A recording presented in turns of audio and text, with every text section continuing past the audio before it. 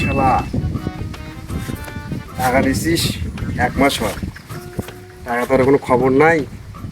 তার তো ফোন দিয়ে গে।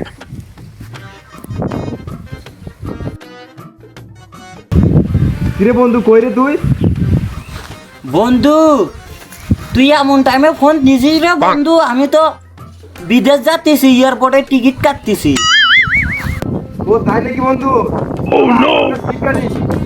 তোর সাথে বিদেশ।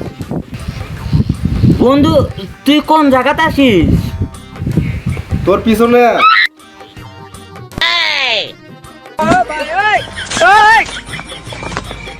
কিরে আলাদা করে এয়ারপোর্ট না বন্ধু, 3 বছরের টাকা নিছিস, হাজবেন্ড করিস না?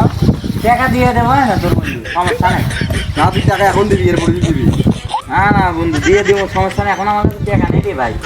আমি তো বাচ্চাদের করে শিখছিস না?